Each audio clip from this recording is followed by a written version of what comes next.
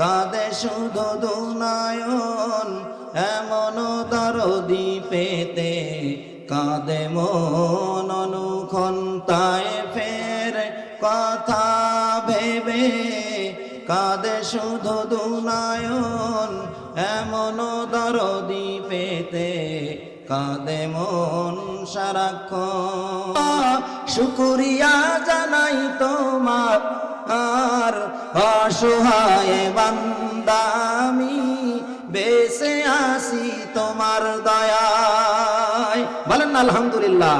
দুরূদ আর সালাম পাঠ করে বিশ্ব মানবতার শ্রেষ্ঠ বন্ধু সমস্ত নবী রাসূলদের মাথার মুকুট আমাদের প্রিয় নেতা মুহাম্মাদুর রাসূলুল্লাহ সাল্লাল্লাহু আলাইহি ওয়াসাল্লামের উপরে মাগফিরাত কামনা করি।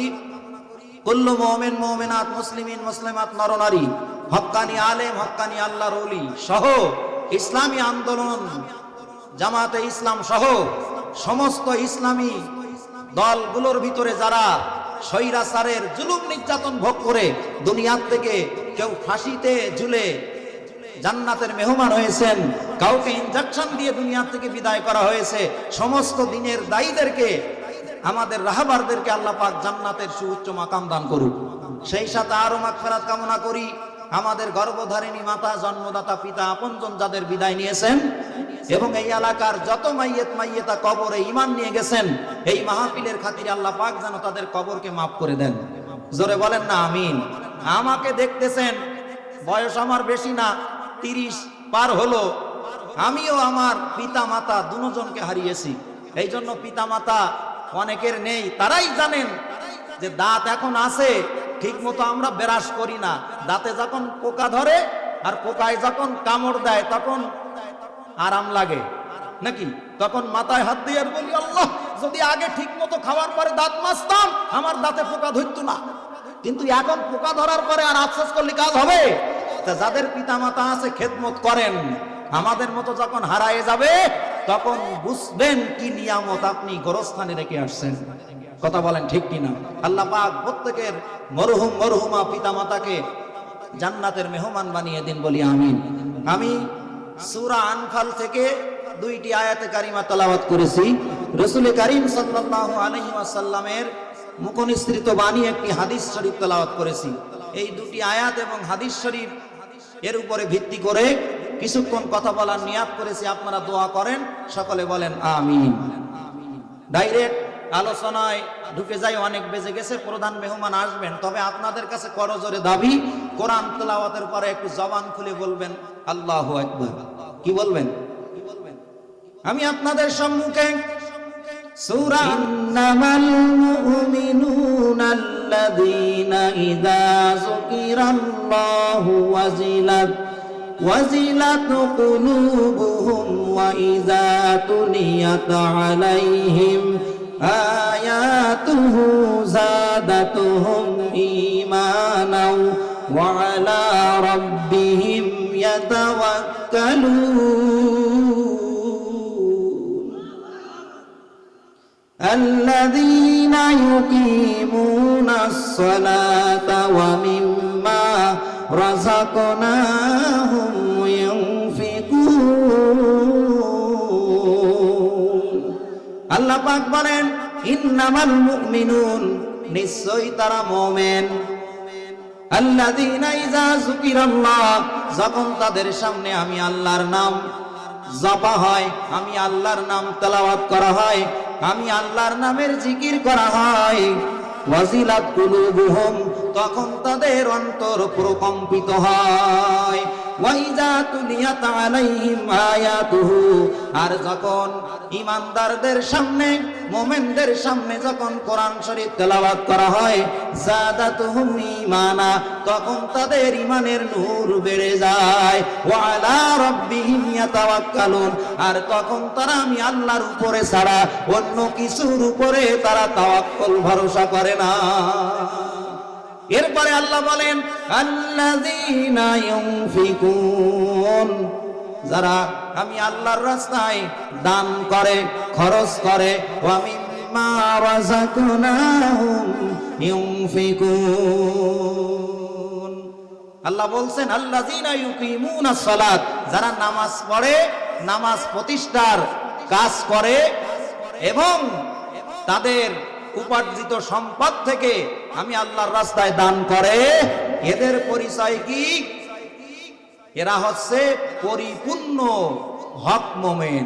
সুবহানাল্লাহ বলেন। এখানে আল্লাহ পাক রব্বুল আলামিন প্রকৃত মুমিনের 5টা গুণাবলীর কথা বলেছেন। 1 নাম্বার গুণাবলী, মুমিনদের সামনে, ঈমানদারদের সামনে যখন আল্লাহর নাম নেওয়া হয়, আল্লাহর নাম উচ্চারণ করা হয়, ওয়াজিলাত কুলুবুহুম, তখন তাদের অন্তর প্রকম্পিত হয়। আমাদের সমাজে কসম বলে একটা জিনিসের রেওয়াজ আছে। যখন আপনি কথা বলতেছেন, ভাই আমি চুরি করি নাই, আমি চুরি করি নাই, কেউ যখন বিশ্বাস করে না তখন ওই ব্যক্তি বলে আল্লাহর কসম, আল্লাহ সাক্ষী আমি চুরি করি নাই। এই নামটা যখন যাকে চোর আখ্যায়িত করছিলেন সে আল্লাহর নাম ধরে যখন কসম কাটে, তখন যারা আমরা শুনি, যারা আমরা ঈমানদার, তখন বলি আল্লাহর নাম নিয়ে কসম করতেছে, লোকটা সত্য কথা বলছে, মিথ্যা বলছে না। যারা প্রকৃত ঈমানদার মুমিন, এদের সামনে আল্লাহর নামটা নিলে তখন তাদের অন্তরটা টলমল করে। কথা বলেন ঠিক কিনা? সকালে ফজরের নামাজের পরে, সন্ধ্যায় মাগরিবের নামাজের পরে অনেকে আল্লাহর নামের জিকির করেন, কালিমার নামের জিকির করেন। এই জিকির করতে করতে যখন আপনার নফল আমল বেশি হয়ে যায়, তখন অটোমেটিক আল্লাহর নাম নিতে আপনার অন্তরটা টলমল হয় এবং অনেক বান্দা ঈমানদার মুমিনের চোখে তখন 2 ফোঁটা পানি ঝরে যায়। কথা বলেন ঠিক কিনা? কেমন ভাবে একটু ব্যাখ্যা করি। আমাদের বাংলাদেশে কওমি অঙ্গনের একজন বড় মাপের আলেম আছেন, মুফতি নজরুল ইসলাম কাসেমি। যারা ইউটিউব দেখেন, এই লোকটার গলায় তেমন সুর নাই। এই লোকটা বাংলার তারিক জামিল বলা হয়। এই লোকটা কথা বলে সুরবিহীন, কিন্তু একবার যদি আপনি তার কথা বুঝতে পারেন, ঘন্টার পরে ঘন্টা চলে যাবে, আপনি উঠবেন না। জোরে বলেন আল্লাহু আকবার। এই ব্যক্তির মুখে আমি শুনেছি তাবলীগ করে এই হুজুর, 100 রাষ্ট্রে সে প্রতি বছর সফর করে।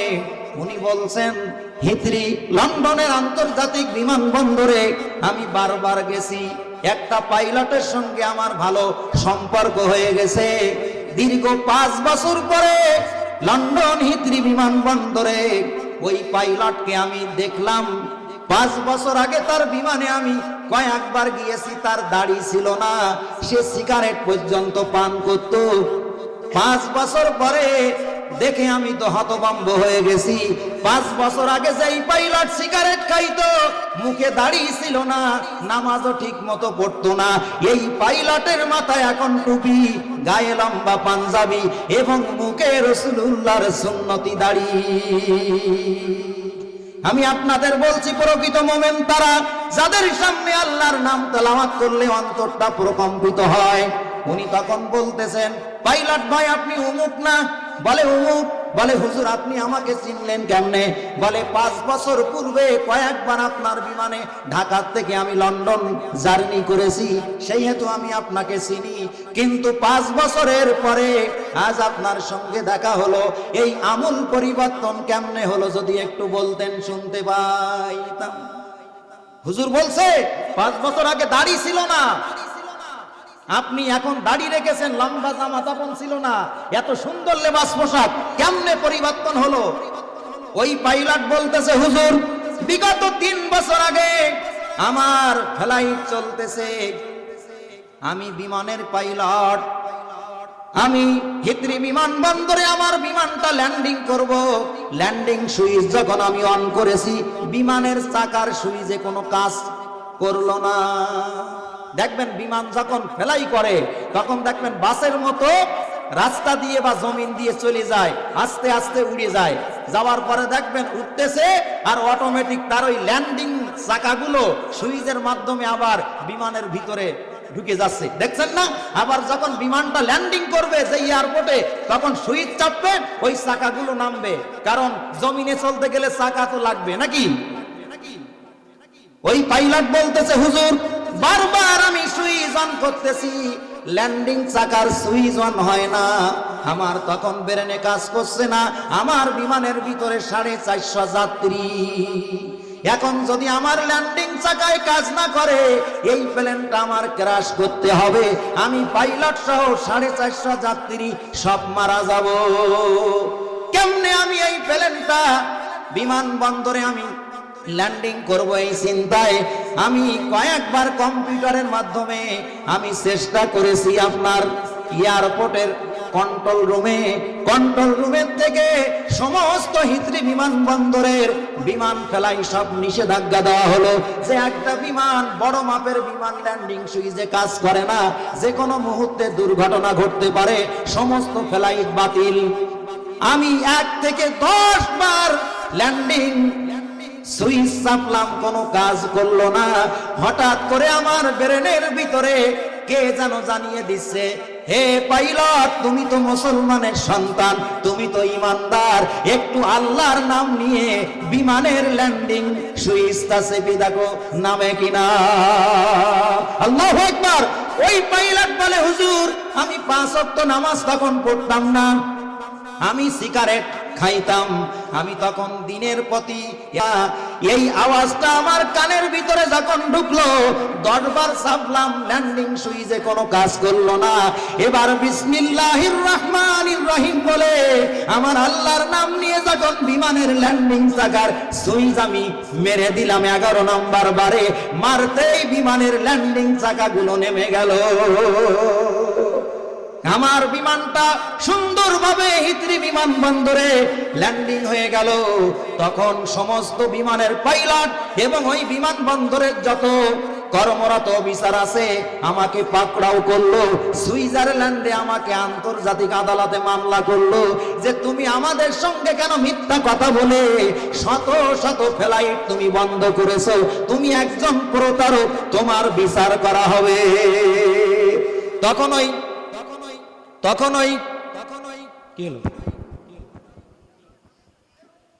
তখন ওই পাইলট বলতেছে, আমাকে যখন বিচারের আওতায় নেওয়ার জন্য বলল, আমি আল্লাহর নামে কসম কেটে বললাম, আল্লাহর কসম করে বলি 10 বার, 1 থেকে 10 বার পর্যন্ত আমি বিমানের ল্যান্ডিং সুইচ চেপেছি, কোনো কাজ হয়নি। এবার বিসমিল্লাহির রহমানির রহিম বলে আমার আল্লাহর রহমান রহিম নাম নিয়ে যখন চাপলাম, 11 নম্বর বারে চাপ দিতেই চাকা নেমে গেল। এটা যে কেমনে নামলো আমিও জানি না। আপনারা আমার বিরুদ্ধে মামলা করেছেন, ঠিক আছে, মামলা করেন আর না করেন, আপাতত 1 বছর আমি কোনো বিমানের পাইলট গিরে আর করব না, আমাকে ছুটি দিতে হবে। 1 বছর পরে আসবো, যদি বিমানের চাবি দেন আবার বিমানের পাইলটের দায়িত্ব নেব, অন্যথায় যা করেছি আর বিমানের পাইলট হিসাবে আর কোনোদিন চাকরি করব না। আল্লাহু আকবার বলেন। মুসলমানেরা, আপনাদেরকে বিশ্বাস হয় বিসমিল্লাহ বলার বরকতে ওয়াকিজ চাকার সুইচ কাজ করতে পারে? বিশ্বাস হয়? জোরে বলেন, বিশ্বাস হয়? যদি আমাদের সেই বিশ্বাস হয়, আমাদের সংখ্যা যদি কম হয়, আমরা ভয় পাই কেন?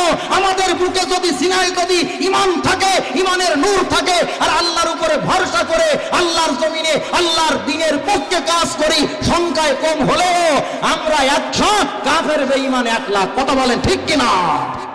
কিন্তু আমাদের ভিতরে ঈমানে ধরে গেছে ঘুম। কি ধরে গেছে?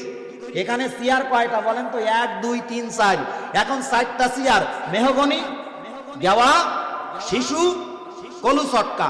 4 কাঠের মান কি সমান না ভিন্ন ভিন্ন? আগে যদি ঘুম ধরে, আমি তো ছোট হুজুর, আমারটাই ধরবে, কারণ এটা হলো শিশু, ও বড় হয় না, কোনোদিন বুড়ো হয় না। এরপরে যদি ঘুম ধরে কলু চটকা, তারপরে মেহগনি, তারপরে গেওয়া। কথা বলেন ঠিক কিনা? এখন এই 4টা চেয়ার বানানোর পরে যারা কাঠ বোঝেন ওরা বলতে পারবেন কোনটা কোন কাঠের মাল। কথা বলেন ঠিক কিনা? এবার কোন কেটো মিস্ত্রি 4টা কাঠের চেয়ার যদি সুন্দর করে শিরিষ দিয়া ঘষার পরে যদি গালা পালিশ টানে, এবার যদি যত বড় বড় কেটো বিধক, বোঝেন তো, যত বড় কাঠ মিস্ত্রি ডাকা হোক, যদি বলা হয় 4টা চেয়ার কোনটা কোন কাঠের বলেন, রং করার পরে কোন মিস্ত্রি কি বলতে পারবে ভাই? একটু কথা বলেন, কেন পারবে না বলেন তো? পারবে না, রং করা। এখন তো কার্ড ডাইরেক্ট দেখা যায় না, এখন বসবেন কিভাবে? চার চেয়ারে চারজন নেতা বসছে। নেতা এক কান পাইছি ভাই, আব্দুল কাদের দুলা ভাই। নেতা তুমি যেখানে, আমরা আছি সেখানে। নেতা এখন ইন্ডিয়ায়, তোমরা কেন বাংলায়? আরে এমন দল কেন করলি? তোদের মা, গণতন্ত্রের মা বাংলাদেশে নাকি শেখ হাসিনা। শেখ হাসিনা গেছে মামুর বাড়ি, অনেকে বলতেছে মুদির বউ গেছে শ্বশুর বাড়ি। তোদের রেখে গেল কেমন মা? এ মা হইল কলঙ্কিত মা। কথা বলে ঠিক কিনা? যেমন অনেক মা পরকিয়া করার পরে নিজের পথ পরিষ্কার করার জন্য নিজের গর্ভে ধরা সন্তানের গলায় ছুরি দেয়। দেখতেছেন না আজকে ফেসবুকে? প্রতিবেশীর সঙ্গে জমি জমা নিয়ে গন্ডগোল, নিজের পিতা আর নিজের মাতা আর চাচি তিনজনে মিলে 14 বছরের কিশোরী মেয়েকে তারা রাতের আধারে মেরে দিয়েছে। এই মা কি কলঙ্কিত মা না অরিজিনাল মা? কথা বলেন না কেন? যে মা নিজের গর্ভে ধরা সন্তানের গলা টিপে মারতে পারে, বালির চাপা দিয়ে মারতে পারে, গলায় ছুরি দিতে পারে, এ মা কি সলিড মা না ভেজাল মা? কলঙ্কিত মা। শেখ হাসিনা তার চাইতে মারাত্মক কলঙ্কিত মা। কথা বলেন ঠিক কিনা?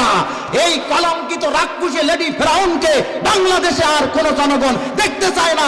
দুহাত তুলে বলেন ঠিক কিনা?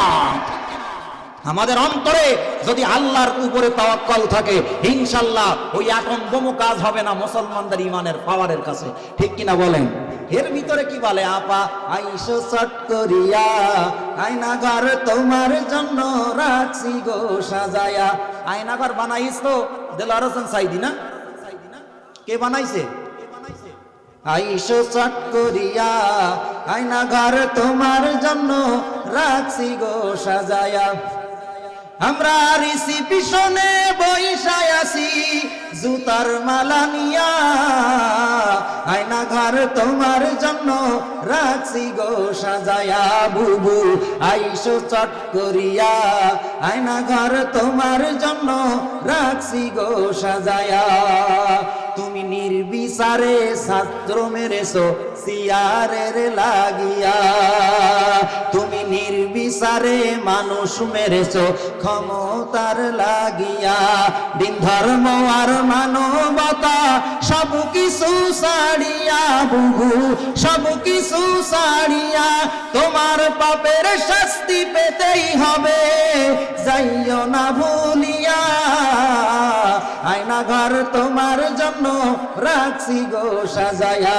বুবু আইসো চট করিয়া, আয়নাঘর তোমার জন্য রাখছি গো সাজায়া। কথা বলেন ঠিক কিনা? আয়নাঘর কেমন? বগুড়ার গাবতলিতে ওয়াজ করতেছি, এক বুড়ো উঠে বলতেছে, হুজুর আমার এক কান কথা আছে। তা আমি চিন্তা করলাম এর শরীরে মনে আওয়ামী লীগের রক্ত আছে নাই। হুজুরি থামাই দিচ্ছে। আমি বললাম বলেন। বলতে আয়নাঘর মানে কি? আমার ছেলে ঘরের চতুর্দেয়ালে টাইলস লাগাইছে, আর ওই ঘরের চতুর্দেয়ালে কি আয়না ফিট করা হুজুর? কিন্তু আয়নাঘর কি? ব্যারিস্টার আজমির দিকে তাকান, শোনেন, আরমানের কাছ থেকে শোনেন যে দীর্ঘ 9টা বছর মাটির তলায় অন্ধকার প্রকোষ্ঠের এই ঘরের ভিতরে রাখা হয়েছে নির্জনে। কারেন্ট, কোনো বাতি নেই, কোনো লাইট নেই। 9 বছরের ভিতরে বাইরের সূর্যের আলো বাতাস সে কোনোদিন দেখিনি। আর বলছে আমার কাছে এই যে গামছাটা আছে, এই 9 বছরে আমি যে কত হাজার লক্ষ বার চোখের পানি আমি এই গামছায় মুছেছি। ছোট্ট একটা গর্তের ভিতরে চোখের পানিগুলো যদি এই গামছায় মোছার পরে নিংড়াতাম, একজন মানুষের জন্য ছোট্টখাটো গোসলখানা হয়ে যেত।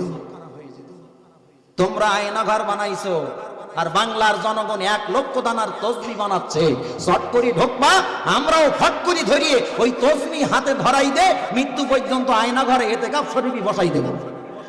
কথা বলেন ঠিক কিনা? এই জন্যে পাইলটের কথা বলছিলাম, আল্লাহকে রাজি খুশি করে, আল্লাহ আমি তো তোমার এক নাকান্দা গোলাম, তোমারে মানি না।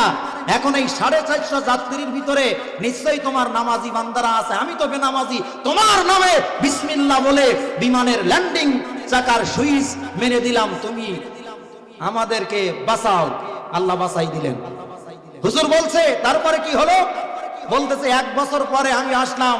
এই 1 বছরের ভিতরে হুজুর নামাজ তো ছাড়ি না, কোনোদিন তাহাজ্জুদ তো মিস করি না। আল্লাহু আকবার বলেন। ইন্নামাল মুমিনুন আল্লাযীনা নিশ্চয়ই তারা মুমিন।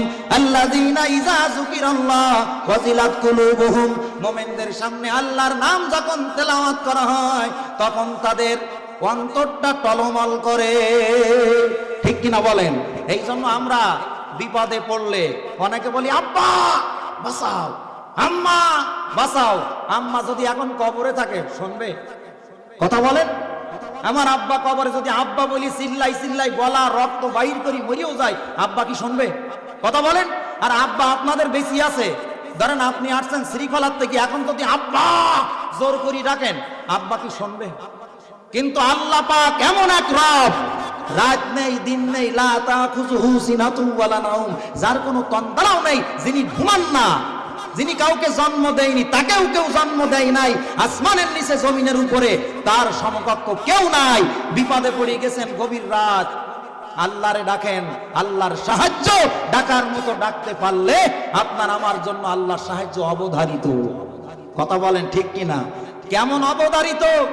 বিমানের পাইলট বলছে আমার তো বিশ্বাস ছিল না, কিন্তু আল্লাহ পাক আমাকে এবং 450 যাত্রী সহ সুন্দরভাবে প্লেনটা অক্ষত করে রেখেছেন, এই জন্য সেই রবকে কি আর ভুলতে পারি? আমি তাহাজ্জুদ পড়বো, 5 ওয়াক্ত নামাজ পড়বো, দিনের প্রতি অটুট থাকবো।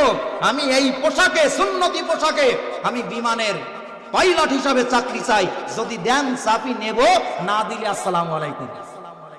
কি হুজুররা যেখানে গেছে সেখানে উন্মুক্ত ভাবে কোরআন হাদিসের কথা বলে অনেক আল্লাহ বিমুখ পথে চলে, তাদেরকে আল্লাহর পথে নিয়ে আসছেন। কথা বলেন ঠিক কিনা?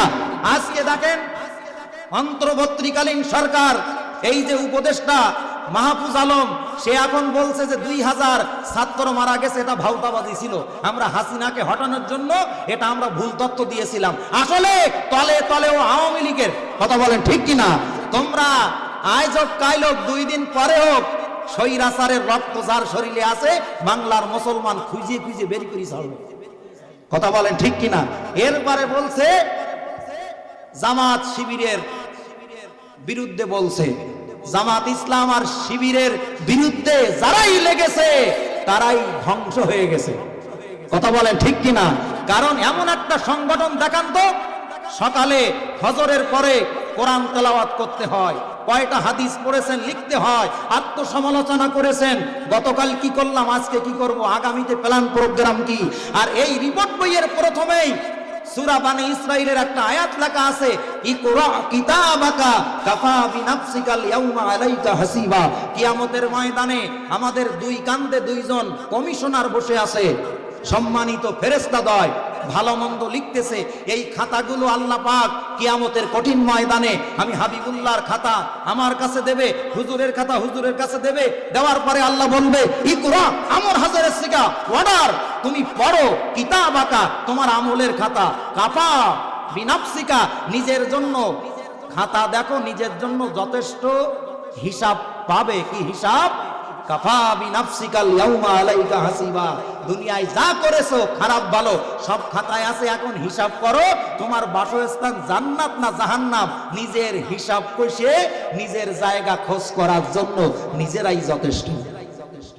এই রিপোর্ট বইয়ের নিচে রাসূলুল্লাহর একটা হাদিস লেখা আছে, ধ্বংসতার জন্যে ধ্বংসতার জন্যে ধ্বংসতার জন্যে যার ভালো হলো না। মারাত্মক হাদিস। আজকের দিন কি দিন যাচ্ছে? বৃহস্পতিবার, জুমার রাত, গতকাল গেছে বুধবার। বুধবারের তুলনায় আজকে বৃহস্পতিবার যদি আপনার আমল নামা ভালো না হয়, আপনার ধ্বংস। কালকে যদি আপনি 5 ওয়াক্ত নামাজ জামাতে পড়েন, আজকে আপনার তাহাজ্জুদ পড়া উচিত। গতকালকের তুলনায় আজকে ভালো আমল করতে হবে বেশি। এইগুলো যারা ফলো করে, আজ দেখেন অনেকে মামলা ঠেলতে ঠেলতে জমি জমাও বিক্রি করে ফেলেছে। কথা বলেন ঠিক কিনা? কিন্তু আল্লাহর দিন কায়েমের আন্দোলন থেকে, সংগঠন থেকে তারা পিছু পা হননি। কথা বলেন ঠিক কিনা? নিশ্চয়ই আল্লাহর নামটা তাদের কাছে অনেক মজার। ঠিক কিনা বলেন? 1 নাম্বার গেল সাচ্চা ইমানদার মুমিনের 1 নাম্বার কোয়ালিটি, তাদের সামনে আল্লাহর নাম নিলে অন্তরটা টলমলো করে। وَإِذَا تُلِيَتْ عَلَيْهِمْ آيَاتُهُ زَادَتْهُمْ ঈমানাও ওয়া আলা রাব্বিহিম ইয়াতাওয়াক্কালুন। আর যখন তাদের সামনে কোরআন তেলাওয়াত করা হয় তখন তাদের ঈমানের নূর বেড়ে যায়। কোরআন তেলাওয়াত শুনলে অনেকের ঈমান বাড়ে, আর কোরআন তেলাওয়াত শুনলে অনেকের শয়তানে গুঁতো মারে। কথা বলেন না কেন? হুজুর আয়াত ভিত্তিক ওয়াজ করতেছে, ছোটখাটো নেতা বাড়ি থেকে বাইর হয়েছে, হুজুর আবার রাজনীতির কথা বলে, জামাত ইসলামের কথা বলে, হেফাজতের কথা বলে, তাবলীগের কথা বলে, আর আমাদের দলের নামে বদনাম করে। এই হুজুর রাজনীতি করতেছে, হুজুর দেখি নামো, আছে না? এই রকম বলে যারা কোরআনের জ্ঞান তাদের কাছে মোটেও নাই, এটা তাদের প্রমাণ। কারণ কোরআন যদি জানতো, কোরআনের বিরুদ্ধে, কোরআনের মাহফিলের বিরুদ্ধে, দিন কায়েমের আন্দোলনে বিরুদ্ধে তারা কথা বলতে পারত না। কথা বলেন ঠিক কিনা? ওদের কাছে যদি প্রশ্ন করা হয়, ভাই আপনার ভালো লাগে না জামাত ইসলাম, ঠিক আছে, ভালো লাগে না হুজুরদের, তাও ঠিক আছে, তাহলে ওই হুজুরদের পিছনে আপনি জুমার নামাজ পড়েন, তারাবির নামাজ পড়েন, 5 ওয়াক্ত নামাজ পড়েন, আপনি ইমামতি করতে পারেন না? তখন সম্মানের সহিত এই ছাত্রদল কয় কি জানেন? আমি যদি কোরআন ভালো বুঝতাম, কোরআন যদি পড়তে পারতাম, খতিব নিয়োগ দিতাম। কথা বলেন? সব বোঝে, কোরআন বোঝে না, বোঝার চেষ্টা করে না। ওয়ালাকাদ ইয়াসসারনাল কুরআনা লিযিকর ফাহাল মিন মুদ্দাকির। আল্লাহ বলছে কোরআন বোঝা, কোরআন পড়া আমি আল্লাহ তোমাদের জন্য 5 বার বলেছেন, সহজ করে দিয়েছি। আর আপনি যদি বলেন কঠিন, আপনি যে দলের অনুসারী হন না কেন, কোরআনের সঙ্গে সম্পর্ক রাখবেন না, নামাজ রোজার দ্বারায় আপনি জান্নাতের গেটও দেখতে পাবেন না। কথা বলেন ঠিক কিনা? কারণ কোরআনে সব বিষয় আল্লাহ পাক বলে দিয়েছেন।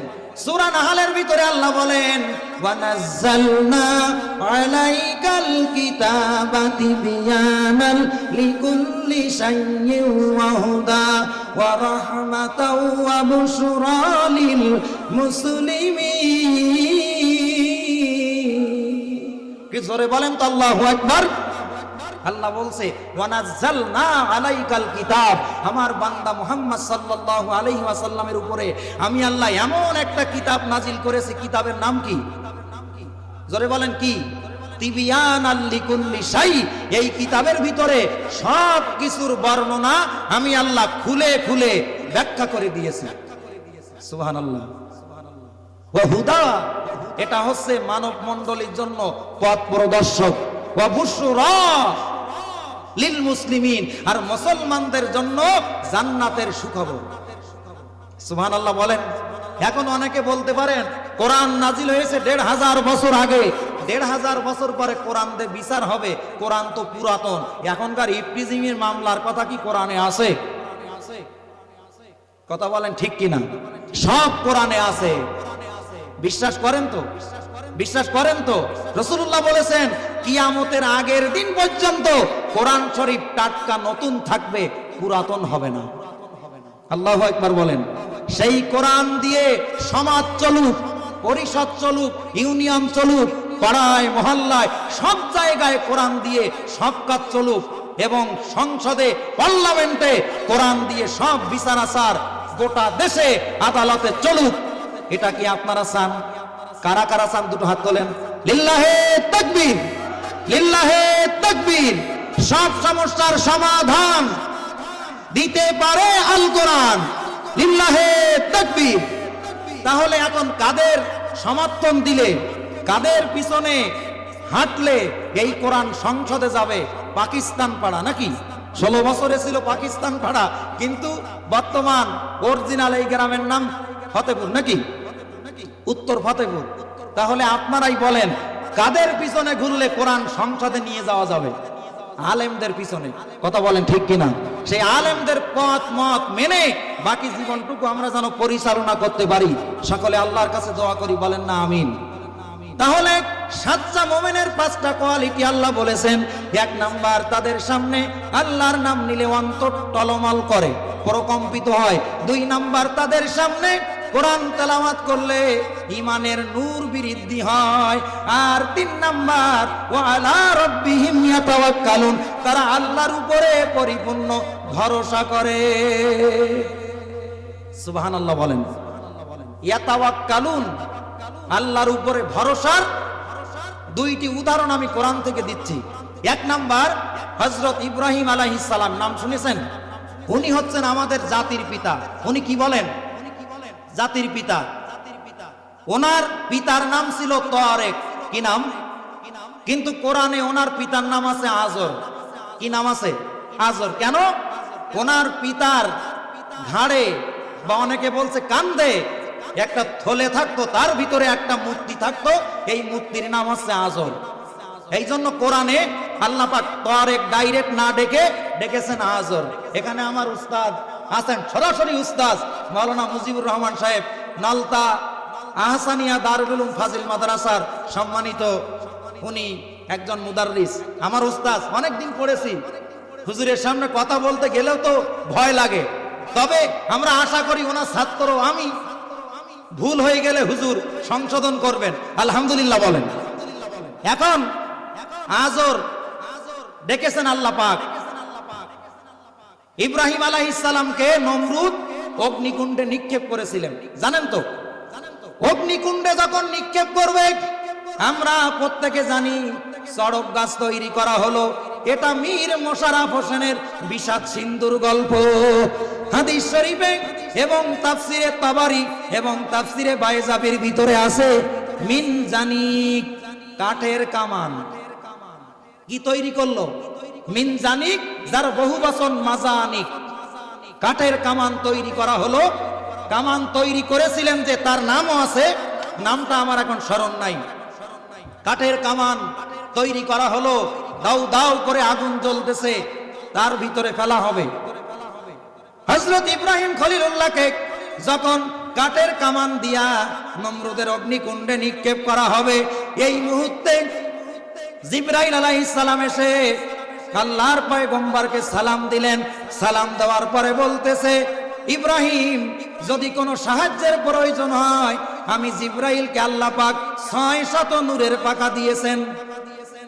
তুমি যদি সাহায্য চাও, আমার সাহায্য তোমার জন্য অবধারিত। হযরত ইব্রাহিম খলিলুল্লাহ বলছে, ও জিবরিল, ঈমানের পরীক্ষা দিতে আমি নমরুদের অগ্নিকুণ্ডে নিক্ষিপ্ত হব।